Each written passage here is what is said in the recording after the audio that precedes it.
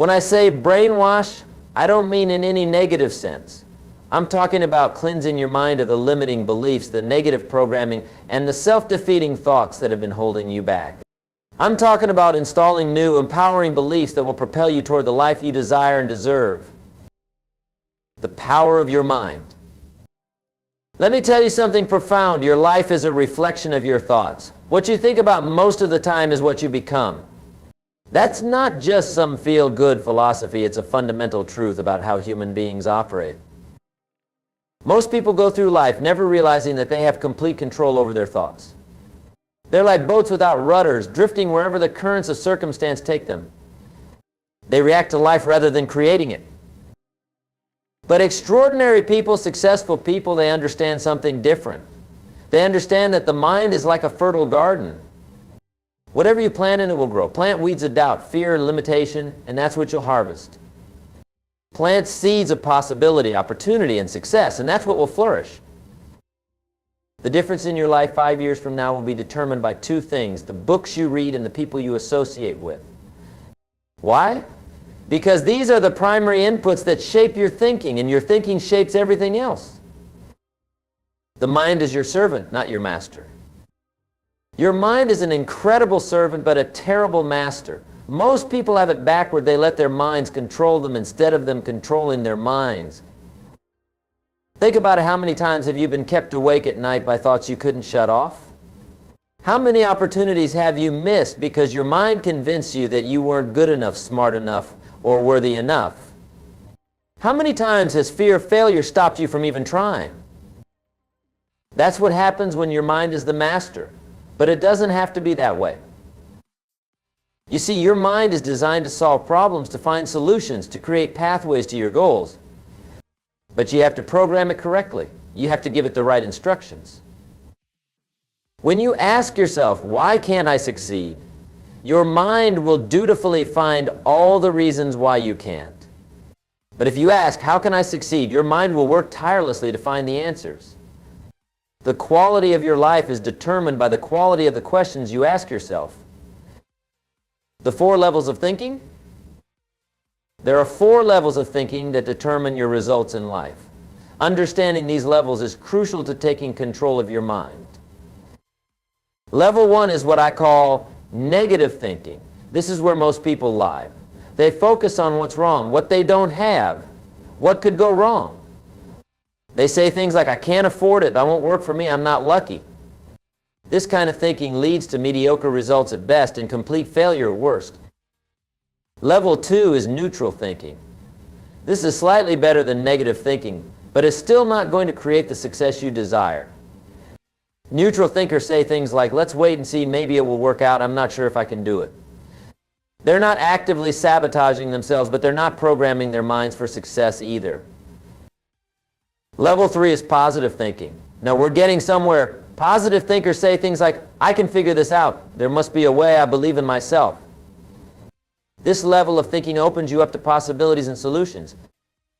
But there's an even higher level, and it's level 4 possibility thinking. This is where the magic happens.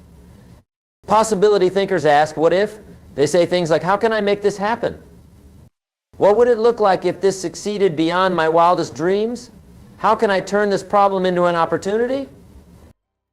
Possibility thinking is what allowed Steve Jobs to envision the iPhone before anyone else could see it.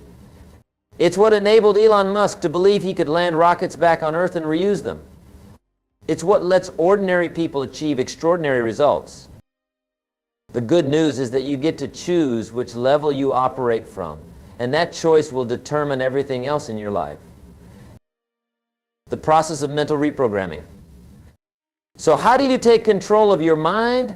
How do you reprogram it for success? Let me share with you a process that has worked for thousands of my students over the years. Step 1 is awareness. You need to become conscious of your current thinking patterns. Most people never do this. They let thoughts flow through their minds without ever examining them. But you can't change what you're not aware of. Start paying attention to your self-talk. What do you say to yourself when you face a challenge? What's your immediate reaction when an opportunity presents itself? What beliefs do you hold about money, success, relationships, and your own capabilities? Just becoming aware of your thoughts puts you ahead of 95% of people. It's like turning on the lights in a dark room, suddenly you can see what you're dealing with. Step 2 is evaluation. Once you're aware of your thoughts, you need to evaluate them. Ask yourself, is this thought helping me or hurting me? Is it moving me toward my goals or away from them? Is it based on truth or just assumption? Most of the limiting beliefs we hold aren't even our own original thoughts. They're ideas we picked up from parents, teachers, friends, or society. And many of them simply aren't true. For example, maybe you believe making money requires hard work and struggle. Is that true? Well, look around. There are plenty of people who make extraordinary incomes doing what they love, what comes naturally to them. Their work doesn't feel like hard work because they're in their element. Or perhaps you believe I'm not good at public speaking. Is that an immutable truth or just a story you've been telling yourself? Maybe you're not good at it yet, but with proper training and practice you could become excellent. Step 3 is replacement. Once you've identified limiting beliefs, you need to replace them with empowering ones.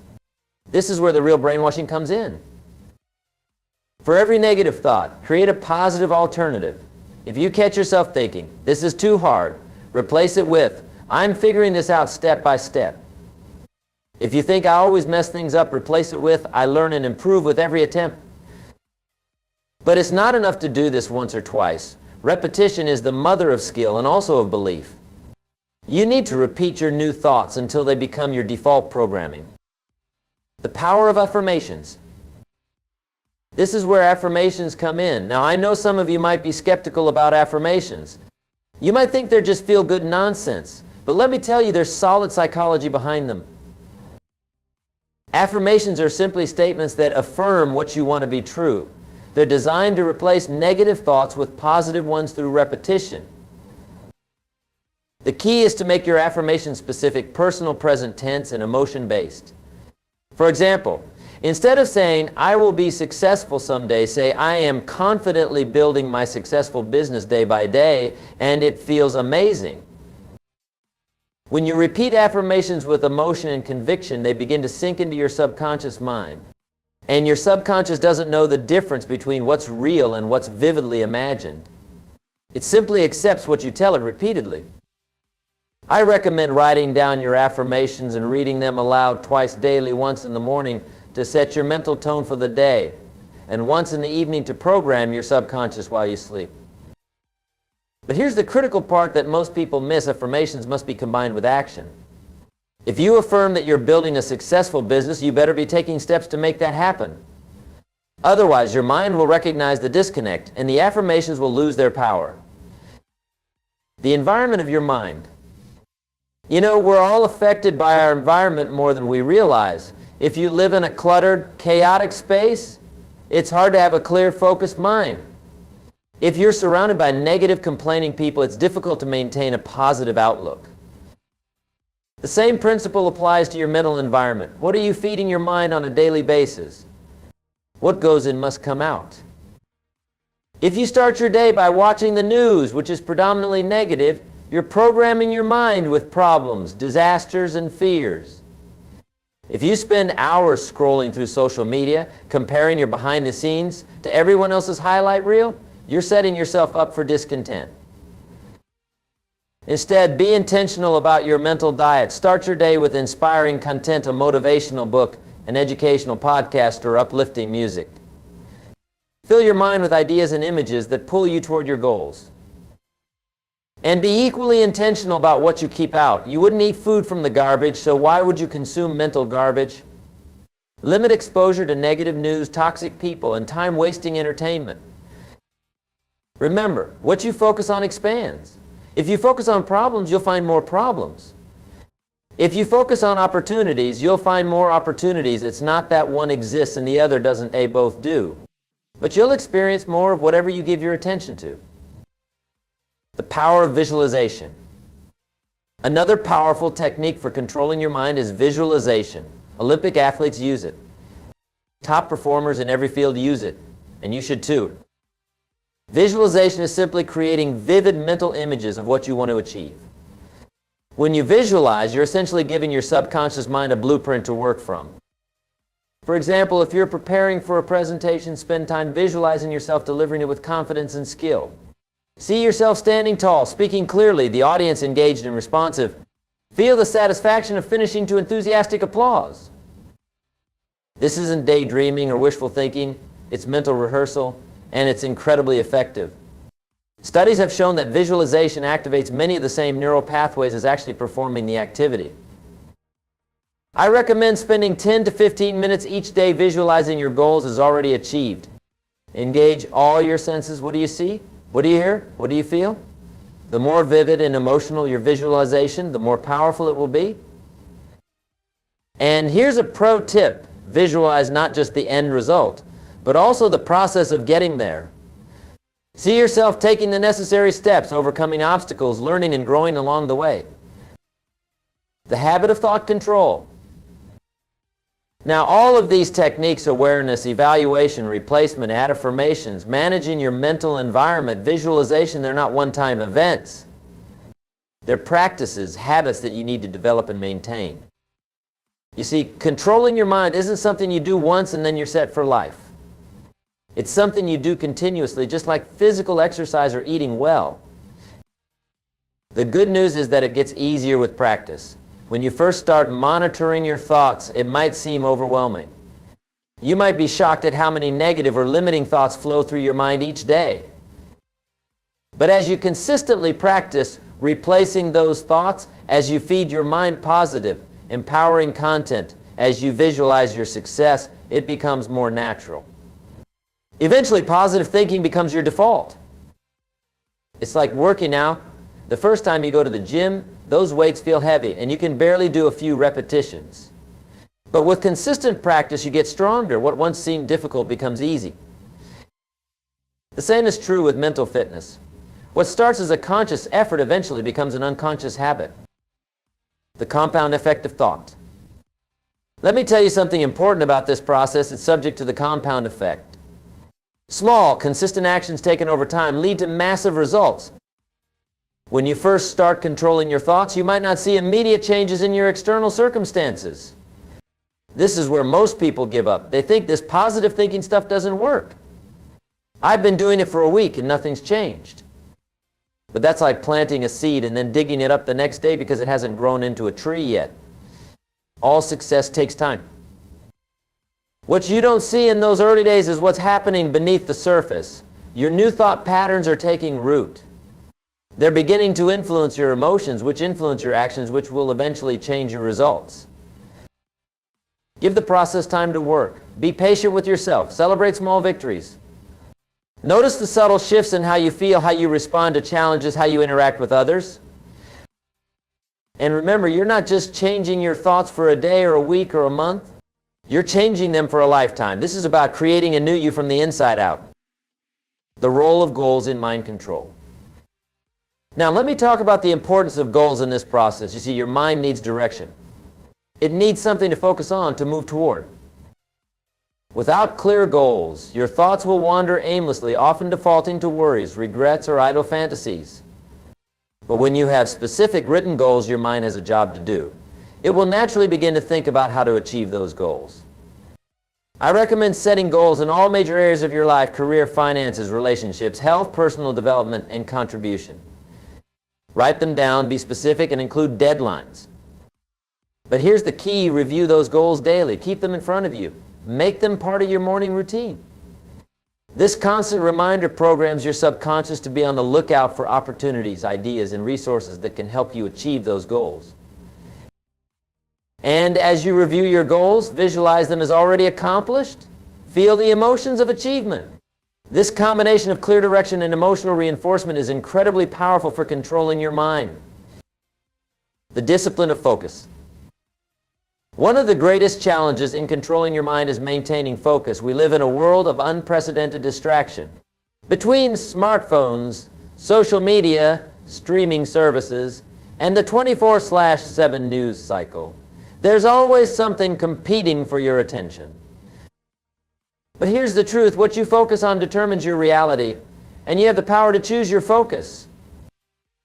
Successful people have mastered the art of selective focus. They know how to concentrate on what matters and filter out what isn't. They understand that attention is a limited resource and they invest it wisely. I recommend practicing what I call dedicated focus time. Set aside periods each day. It could be 30 minutes or an hour where you eliminate all distractions and focus entirely on one important task or goal. Turn off notifications, put your phone in another room if necessary, and train your mind to stay on track.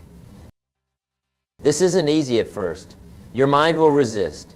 It will try to pull you toward easier, more immediately gratifying activities. But with practice, your focus muscle will strengthen and you'll develop greater control over your thoughts. The power of questions. Another powerful technique for controlling your mind is asking better questions. The human mind is constantly answering questions, whether we're consciously aware of them or not. Most people ask themselves disempowering questions like, why does this always happen to me?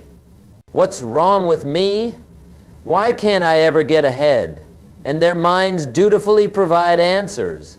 Because you're unlucky, because you're not smart enough, because the system is rigged against you.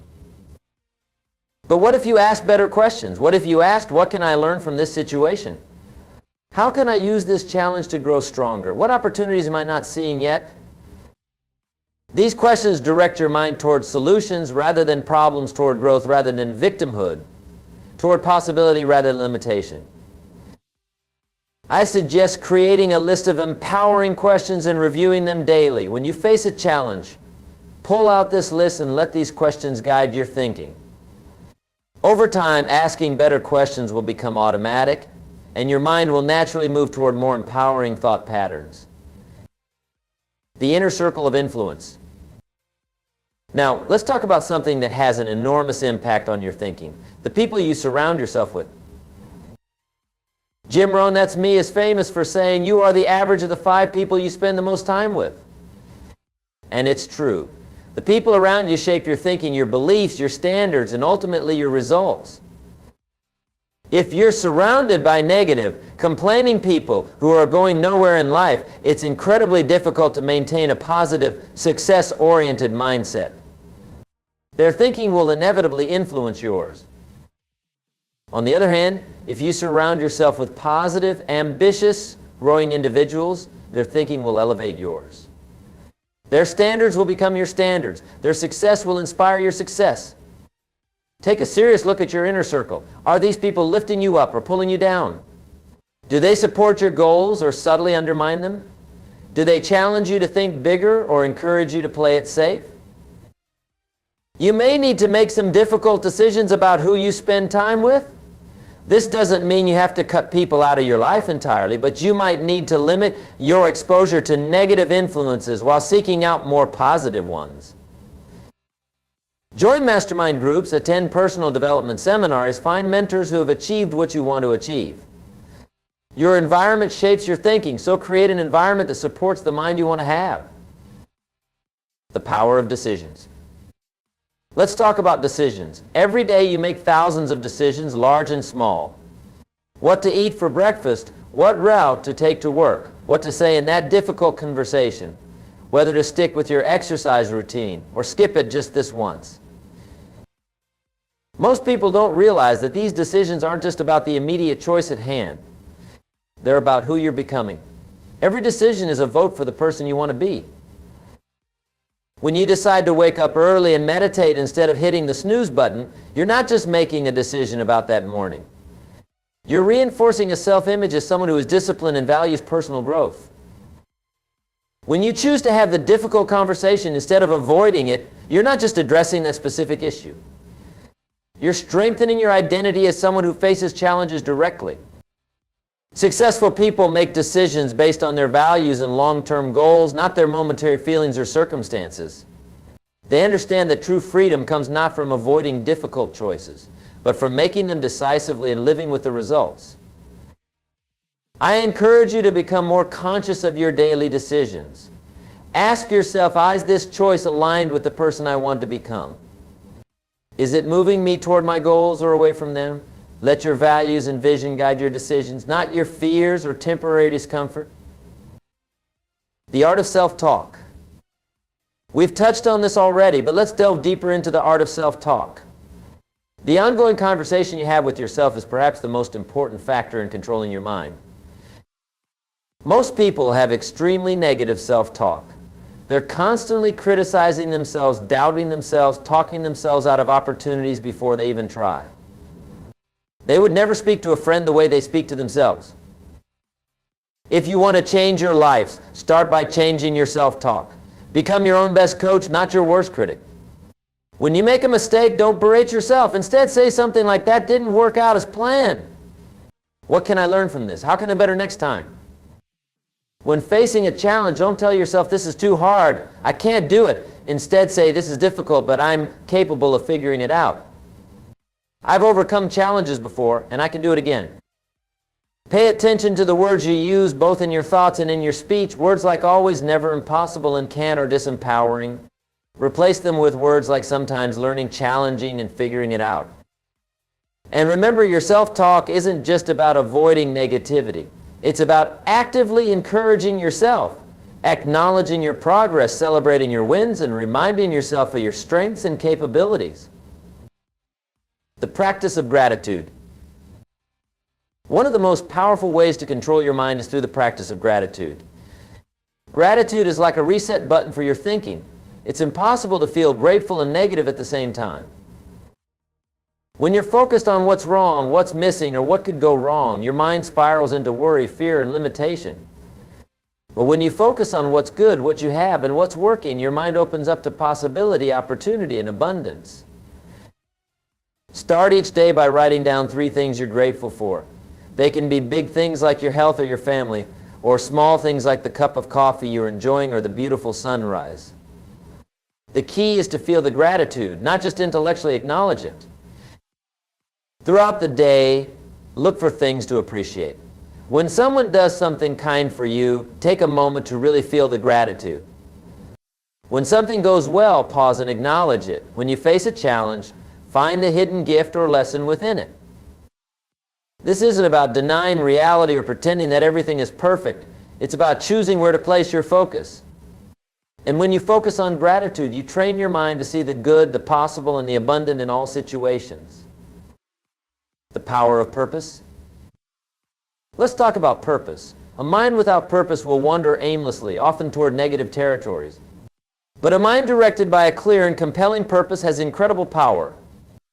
Your purpose is your why, the reason you get up in the morning, the impact you want to have, the legacy you want to leave. It's bigger than any individual goal. It's the thread that connects all your goals and gives them meaning. When you have a strong sense of purpose, it becomes a filter for your thoughts. Negative, limiting thoughts that don't serve your purpose are easier to recognize and replace. Positive, empowering thoughts that align with your purpose are naturally reinforced. If you don't yet have a clear sense of purpose, start by asking yourself these questions. What do I love to do? What am I good at? What does the world need? How can I serve others using my unique gifts and passions? Your answers will point you toward your purpose. And once you have that North Star, controlling your mind becomes not just a discipline, but a natural extension of living your purpose. The journey of mental mastery. As we begin to wrap up, I want to emphasize that controlling your mind is not a destination, it's a journey. You won't wake up one day with perfect control over every thought. That's not the goal. The goal is progress, not perfection. It's about becoming more conscious of your thoughts day by day. It's about catching negative patterns more quickly and replacing them more effectively. It's about strengthening your mental muscles so that positive, empowering thoughts become your default. There will be days when your old thought patterns reassert themselves. There will be challenges that temporarily knock you off course. That's part of the process, part of being human. The key is not to get discouraged or to use these setbacks as evidence that this doesn't work. Instead, view them as opportunities to practice your mental control. Each time you catch a negative thought and replace it, you're building your skill.